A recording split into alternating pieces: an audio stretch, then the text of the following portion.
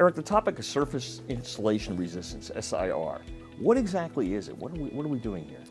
Well, simply put, you are measuring the electrical reliability of a no-clean flux residue. Typically a solder paste, but it could also be wave flux or other types of fluxes as well. You know, it's really important because we live in a world where the bulk of electronics are commercial. They are not cleaned. The flux residue does stay on the device for the life of the device. So the manufacturer or the end user of the flux has to make sure that the flux is not going to conduct, it's not going to leak current and have electrical signals going where they should not be. It's because circuitry is so small and potentially you have a lot of flux making contact with all these different surfaces, right. You have to make sure it's not going to conduct. Right. What is, just offhand, what is the percentage of the industry from your perspective using no clean now? I would say it's about 80%. 80%, yeah. Yeah, something like that. Sounds yeah. about right. Wow, come a long way. Mm-hmm. It's amazing.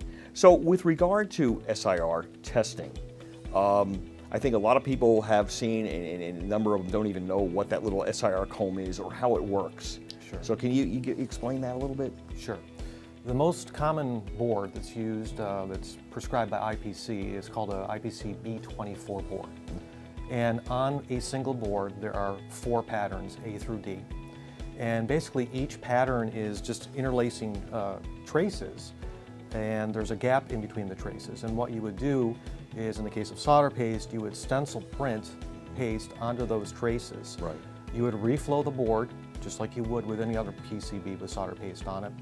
And then what happens is, in the space between those traces, is where the flux is going to pool, because the traces themselves are copper, so the solder wets and sticks to the traces where, again, the flux pools in between.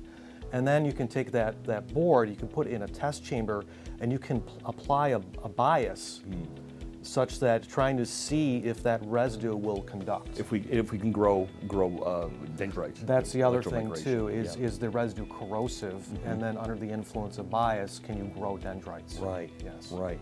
So then, of course, you take it out and you do measurements to see if indeed what that resistivity is. You are doing the measurements while the bias is it's applied. in process. Yes. Okay, good. So it's also done within a warm, humid climate. This is done according to J Standard 4 is the document that governs how SIR testing is done. The prior version was A, J Standard 4A, and that had the chamber conditions were 85 degrees C, 85% relative humidity. With the release of J Standard 4B, or Revision B, the chamber conditions changed a little bit, probably due to the influence of commercial products, products that aren't operating at 85 degrees C. So now the chamber conditions are 40 degrees C, but still humid, 90% relative humidity, because moisture is part of what makes things move and conduct and that sort of thing. So it's still relatively humid in the test chamber.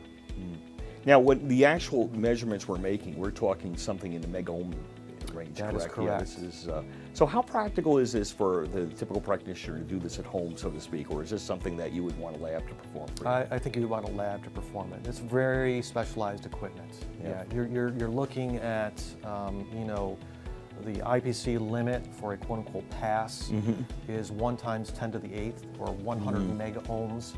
So very, very high resistance that you're probably not going to be able to do with a volt ohm meter. Right, I was going to say, how many people make ohm meters kicking around the shop? Yeah, right, exactly, right, exactly. Yeah. Okay, another term that we see a lot, and I think very few people understand what it is, what it means, is ROL.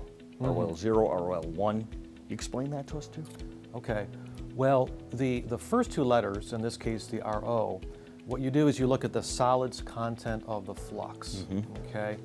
And basically, when you have a material that's designated as RO, it's saying that at least half of the solids are rosin, and the rest of it can be other things, thixotropic agents, or rheological additives, other things of that nature. But it's basically saying it is a rosin-based flux. And then the third character is you have LMH, and that's basically just a measure of the activity of the flux, or if you will, how aggressive it is. And then if you have the fourth character, either a 0 or a 1, goes into whether or not it's halogen-free or halogen-containing.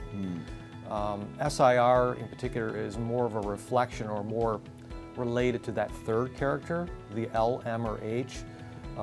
It's almost a flux residue that passes SIR is almost synonymous with an L, L designation, low activity,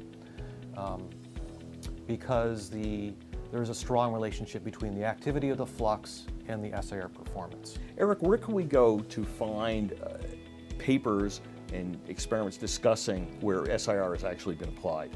Sure. Well, Indium Corporation has written a number of papers on the topic. So people can go to our website, indium.com, or I myself have written a handful of papers on SIR, so they can contact me directly. They can send me an email, ebastow@indium.com. Eric, thank you very much. You're very welcome, folks.